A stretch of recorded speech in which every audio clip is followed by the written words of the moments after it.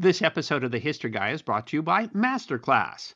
Learn from the world's best to become your best with Masterclass. On November 26, 1914, the battleship HMS Bulwark was moored in the river Medway, part of a fleet that had been assembled in anticipation of a possible German naval raid, when witnesses reported there was a flash, a cloud of smoke, and the ship vanished. HMS Bulwark wasn't a particularly important ship at the time. Her loss barely affected the power of the Royal Navy, yet even in war, victims deserve to be remembered. You know, I'm the history guy because I really like to talk about history, but also because I think that there are people who will watch the show who really believe, like I do, that history deserves to be remembered. And that all ties to the general idea that we are better off as a people, as a civilization, when we learn. And you know, when you have the chance to learn from the best, you should. And so thank you, Masterclass, for sponsoring this episode of The History Guy. Masterclass is a membership to classes from the world's best. Members get unlimited access to over 200 courses and thousands of lessons across business, writing, science and technology, health and wellness, cooking, and more for just $10 a month, billed annually. It's convenient to the modern world. You can stream anytime, anywhere, at your own pace, and there's an audio mode so that you can listen like a podcast. You can watch at home or on the go. I was really excited about this list of 200 classes. There were a lot of things I wanted to look at, things that might help me manage my business or even my wellness, but how could I pass up a class on documentary filmmaking by Ken Burns, who's probably the preeminent documentary filmmaker in the world today? Of course, a lot of what he said was stuff that made sense to me. I mean, I do make documentaries all the time, but he showed me a whole different world because he comes from a world where he has years to make a documentary and to raise budgets and etc. And that was all new to me, and it really got me thinking about how I can use some of the processes that he talked about and abbreviate those to fit the way that I make documentaries. And of course, he had a lot of fantastic advice on cinematography. But I really enjoyed the part where he talked about why he became a documentary filmmaker, his passion for what he does, and how he crafts a story for an audience punctuated with real-world examples coming from someone who's been doing this for almost 50 years. And it really helped me to refocus on everything from how I choose my topics to how he can use silence as part of a narrative. And new classes are added every month, and during this holiday season, you can get up to 50% off an annual masterclass subscription. So use the link that's in the description or click on that QR code so that they know that I sent you, and learn from the world's best so that you can be your best with Masterclass.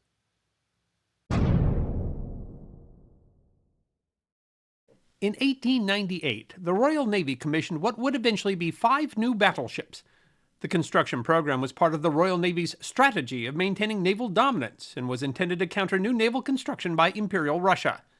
The resulting battleships, similar to the preceding Formidable class, were called the London class, 431 foot 9 inches long and displacing 15,700 long tons.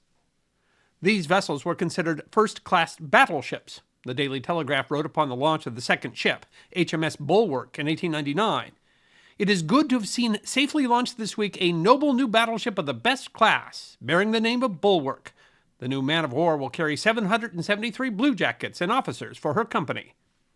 Typical of battleship construction at the time, Bulwark had a mixed battery. Her 4 powerful 12-inch main guns were mounted in 2 turrets, one fore and one aft, supported by a battery of 12 6-inch guns. The mixed battery operated under the theory that battle would be conducted at both long and short ranges. Commissioned in 1902, Bulwark served largely in the Mediterranean, usually as a flagship.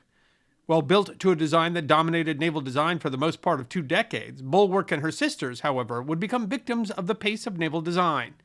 Andrew Knighton explains in a 2018 edition of War History Online. They had been hugely costly to build, and up until 1906 they would have been able to dominate any naval confrontation.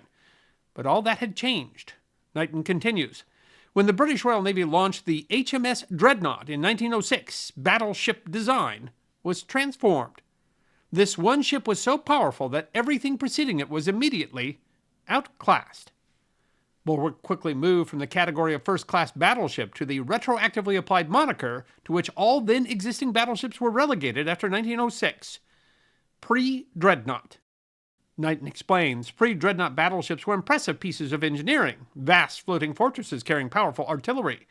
The problem was that dreadnoughts were so much more powerful. Their superior modern engines gave them better speed and maneuverability, while older battleships carried main armaments in a mix of sizes. Those on the dreadnoughts all consisted of the heaviest possible naval guns, giving them a massive advantage in combat.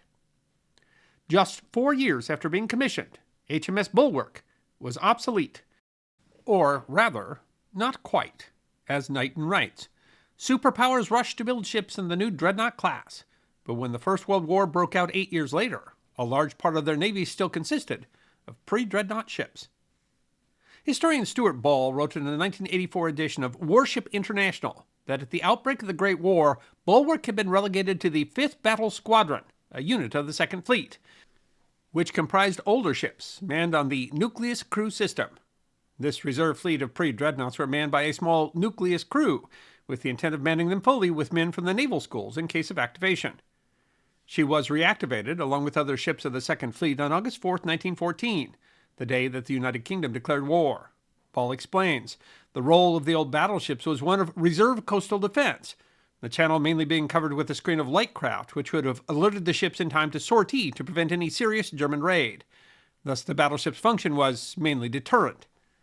Still, the duty was taken seriously. Reporter J.S. Margerson wrote in the London Magazine, "Yesterday the paymaster was the most important man in the ship, but today the gunner lieutenant is in command, and ammunition is being taken on board. The ammunition itself is of all shapes and sizes. They're mighty 12-inch shells, each weighing 875 pounds. They're the shells for the 6-inch, a mere trifle at 100 pounds each, but making up in numbers what they lose in individual weight." On November 15th, the 5th Battle Squadron was moved to Sheerness in the Thames estuary. Bulwark was moored at a section of the estuary called Kethole Reach, at what was then buoy number 17. RoyalMarinesHistory.com explains that the ship was taking on coal from the airship base at King's North on the Isle of Grain that morning. Under the command of 45-year-old Captain Guy Letley Sclater, a nearly 30-year veteran of the Royal Navy and experienced commander, the crew complement was full. Ball explains, leave had ceased at 7 a.m., and so all but a very few of the ship's complement were on board. As the ship had been manned by men from the naval schools, she had aboard the band from the Naval Gunnery School, called to support the ship's company. The Melbourne, Australia Weekly Times writes that it was lent for duty aboard the Bulwark 3 months ago. Part of the daily routine was to play during the breakfast hour. Just before 8 that morning, Ball writes, one watch was at breakfast in the messes, and the watch not breakfasting was employed partly in clearing out and cleaning below. Some were employed in sorting out ammunition into correct lots that the gunner had commenced the previous day, and some men were drilling on the quarterdeck. The band of the gunnery school, excellent, which were being carried aboard at the time, was playing, and part of the crew was also preparing for a route march that had been planned for the 26th. Naval historian R.A. Burt explained in his 1988 book British Battleships, 1889 to 1904, that the day before a working party had been engaged in separating great quantities of 6-inch shells and charges in the 2 cross passages, and that this work was resumed early in the morning on the 26th. Some 15 minutes before 8 o'clock, the company had been called to breakfast, and at least 30 bare 6-inch cartridges had been left in the passages. Sentries had been posted, and correct procedures were observed at all times. Ominously, he continues, but it was recorded that the magazine doors had been left open.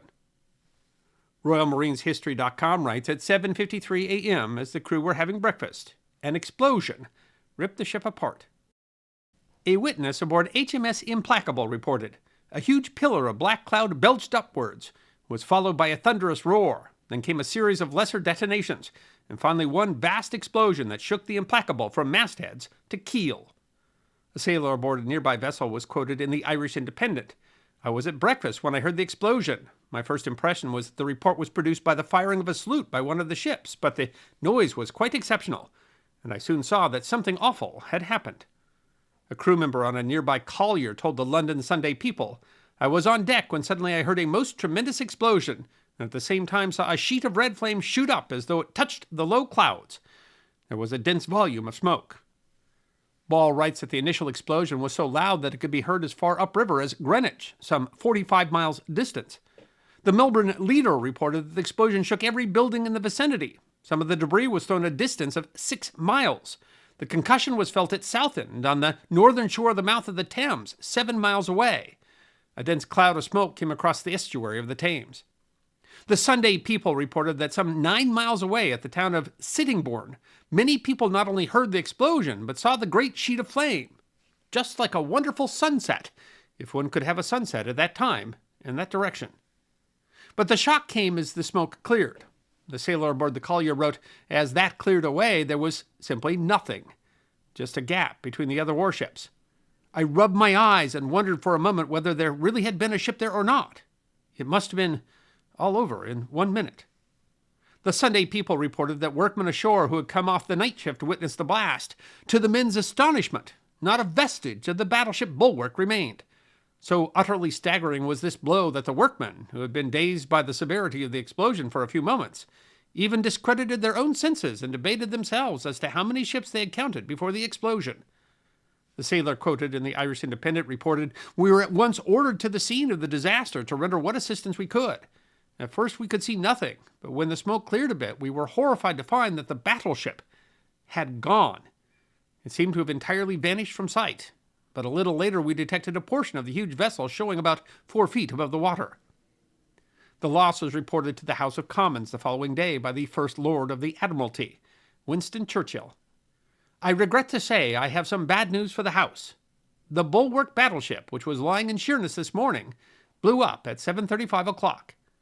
The Vice and Rear Admiral who were present have reported their conviction that it was an internal magazine explosion which rent the ship asunder.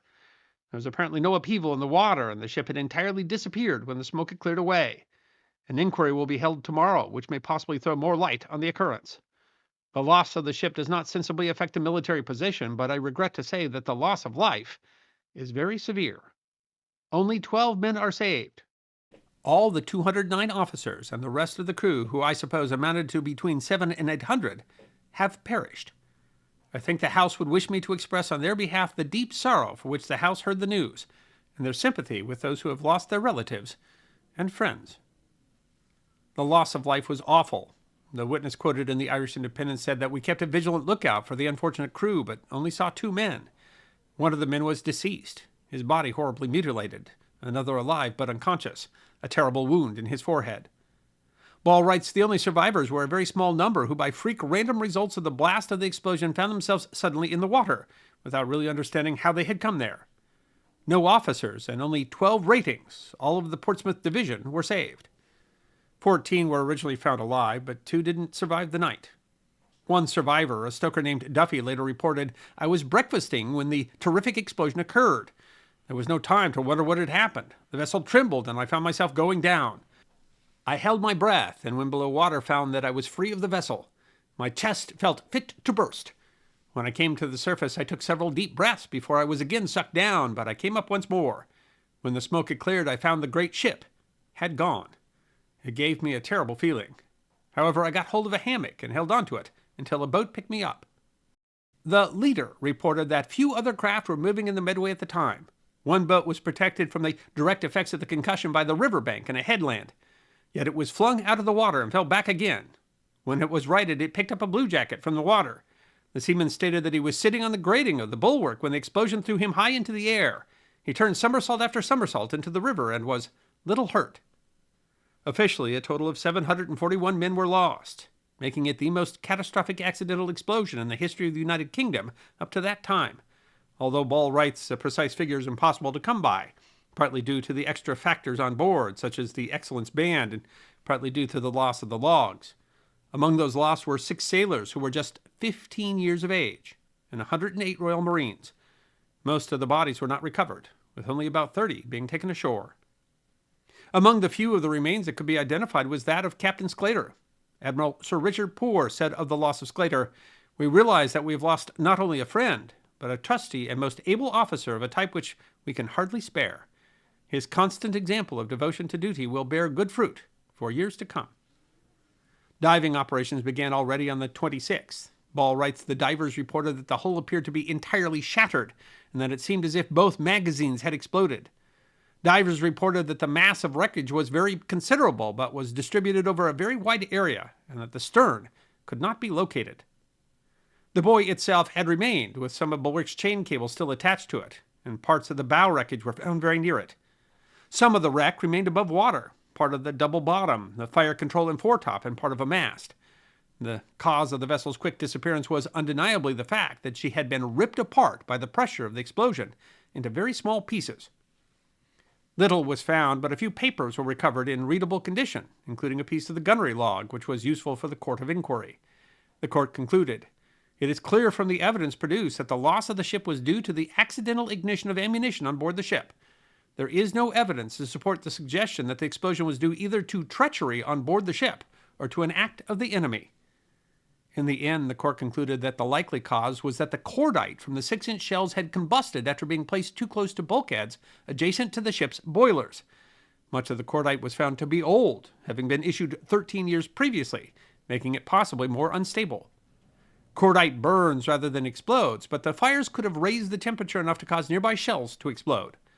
Ball writes, "It seems that their explosion would be sufficiently great to cause the detonation of the adjacent shell rooms, and therefore the magazines as well." No changes were made to ammunition handling procedures as a result, but all ships that had cordite in the ammunition passages were instructed to send samples for heat testing. Ball notes that the loss of an aged pre-dreadnought that had been relegated to coastal defense had hardly any impact at all on the strength of the Channel Fleet. More significant was the loss of the trained sailors.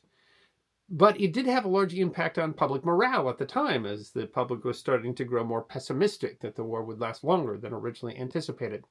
However, it occurred early in a long war, and eventually these losses were simply dwarfed by the losses that were occurring in France. Then 3 years later, in July of 1917, an explosion aboard the dreadnought HMS Vanguard occurred under similar circumstances and killed 843.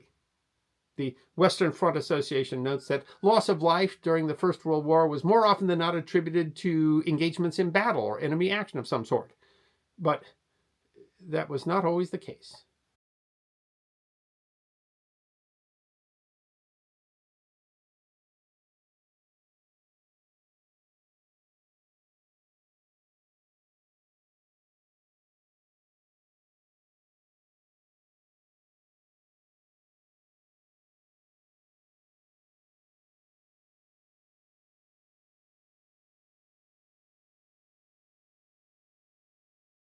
I hope you enjoyed watching this episode of The History Guy, and if you did, please feel free to like and subscribe and share The History Guy with your friends. And if you also believe that history deserves to be remembered, then you can support The History Guy as a member on YouTube, a supporter on our community at Locals, or as a patron on Patreon. You can also check out our great merchandise shop or book a special message from The History Guy on Cameo.